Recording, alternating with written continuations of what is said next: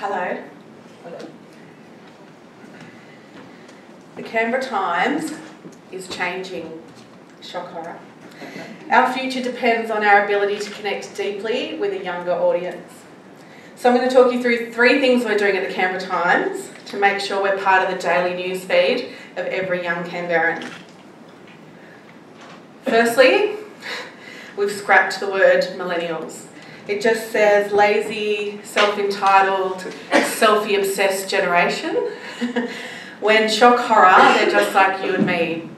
They love politics, they're into community. 84% of them say that they joined Facebook just to find out what's going on in the world. We're not going to use the word millennials. We don't lump them into one bucket. We don't write stories and go, oh, the millennials are going to love this. We absolutely understand that there's a young audience in every single thing we publish.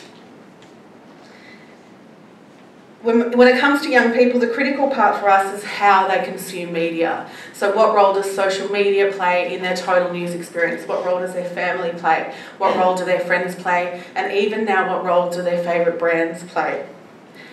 Secondly, we need to stand out. So the Canberra Times exists in a frantically busy modern media world. So to do that, our mission, my mission as the new Life and Entertainment Editor, is to expose the soul of Canberra. Now, I'm a Queanbeyan girl, but I'm also passionate about Canberra, deeply passionate about Canberra, and nothing makes me angrier than when people like Michael Tier's friends say, Canberra's got no soul, because we absolutely do. The true soul of Canberra lies in its people. So I want you to meet Stackhat. Stackhat is an electronica music artist who lives in Sydney. He's phenomenal. His sound is described as a hip-hop poetry exhibitionism mashup. Stackhat's real name is Tim Kent. He's 32 and he went to boys' grammar. And guess what? He's from Queanbeyan. This gorgeous girl is Kazumi. Kazumi's had a lifelong struggle with mental illness. So she's diagnosed schizophrenia. She has 7,500 Instagram followers, 8,500 Facebook followers. And people love her so much they get her face tattooed on their body. Kazumi's real name is Jessica Hodak. She's 24. And guess what? She lives in Corwell. So the third thing we're doing is